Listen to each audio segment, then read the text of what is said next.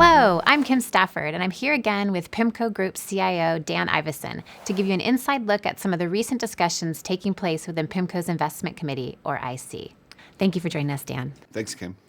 Many investors have been surprised about the decline in yields over recent period. So can you discuss why yields have been falling and if bond markets are trying to signal any important trends to investors, particularly in light of the fact that we've seen equities reach new highs? Sure, and it's of course always tough to know for sure what's driving moves in interest rates, but let me bucket them in two categories. The first being technical. We still are in a world where there's very little yield. So, this is a market environment or a trading environment that feels like people want to add duration or interest rate exposure. Of course, there are some legitimate concerns around inflation, but in general, a lot of pent-up demand for interest rate exposure. We think that is helping support yields, even driving yields lower. But from a fundamental perspective, looking at economic data carefully over the course of the last couple of months, there have been signs that we have reached peak growth, that a lot of the impact of stimulus that occurred last year is beginning to dissipate, that these COVID variants, led by Delta, of course, is leading to some growth pressure or reopening pressure that we're seeing across the economy here in this country, but in other regions around the globe, particularly emerging markets as well. And that has, we think, caused the market to reduce their growth assumptions somewhat. You mentioned low yields. You mentioned the search for returns. So we've definitely seen an uptick in interest in alternative investments, particularly for clients who can give up liquidity. So how are you thinking about investing across public and private markets? And how do you assess which strategies may or may not be appropriate for different investors? Clients are looking to be creative to maintain returns they've grown to expect, or given pretty full valuations, looking for resiliency and protection where they can find it. And one way to achieve that, of course, is to be more flexible in terms of the mandates that you focus on.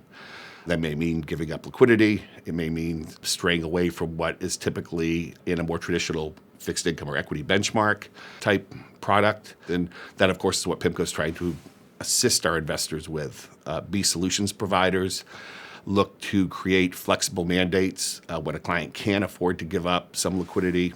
And in the current environment, with central bank support being so impactful to more traditional areas of the market, we think it makes perfect sense to look for that flexibility. And that sometimes means tapping into opportunities on the private side of the opportunity set, but certainly expanding the mandate, being more flexible, sometimes working in a very non-traditional way as true partners in various types of strategic mandates as well. And I think by doing that, you can pick up meaningful incremental return, incremental yield. If you're talking about the fixed income opportunity set, the relative attractiveness of some of these more off-the-run sectors remains quite wide from a historical perspective. And any examples of alternatives that you're seeing that you find opportunity today? Sure.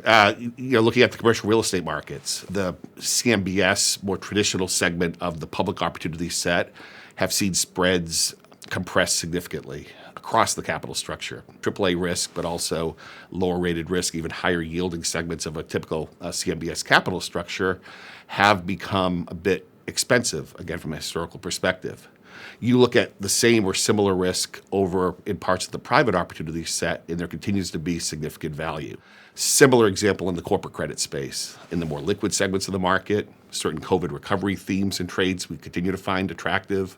Gaming, hospitality, the leisure sectors as examples of segments of the market that we expect to continue to perform. But when you cross over to the private opportunity set, similar themes, the ability to invest with more direct control, potentially better protective covenants, and an expanded opportunity set. You mentioned commercial real estate, and maybe we'll delve a little deeper there. An area that straddles both public and private markets, one that has had a little bit of upheaval during the pandemic. So maybe specific opportunities in commercial real estate from your perspective. Absolutely right. There's the opportunity to potentially generate returns by targeting areas of the market that were most significantly hit by the COVID situation, the lodging sector as an example.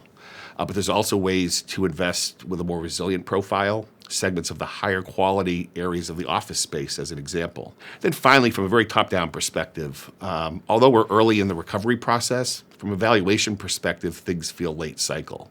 There's a lot of debt out there in the world, a lot of debt within the more traditional corporate credit markets.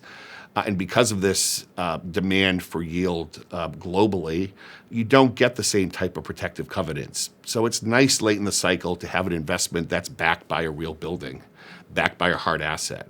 In the commercial real estate opportunity set, even commercial mortgage-backed securities are an example of a profile that typically is more resilient than unsecured corporate debt alternatives. Not alone, we still like asset-backed investments, housing-related investments, particularly seasoned investments that don't rely on home prices to continue to increase, but have benefited from the significant increases we've seen in the last year or two. We think those are good later cycle investments from a valuation perspective. So where else, where PIMCO is seeing, what are other high conviction ideas right now? And importantly, where are we avoiding in markets? Sure. So we're a bit more defensive on interest rate exposure here. We're fairly constructive, at least in the base case, that inflation will remain relatively under control and will revert back to levels that central banks are comfortable with. You're just not getting paid a lot to take significant inflation risk across portfolios. High quality segments of the bond market look a little expensive to us. Also, more generic areas of the corporate credit markets we think look a lot less interesting to us. Then finally, there are areas of the emerging markets that we think make sense to diversify portfolio exposure, generate some incremental returns, but you have to be incredibly selective down at the country level and then even within a country, determining what the best way to express views are, whether it's external debt, local rates, currency. Well, thanks very much, Dan. And thanks to all of you for joining us. We'll see you next time.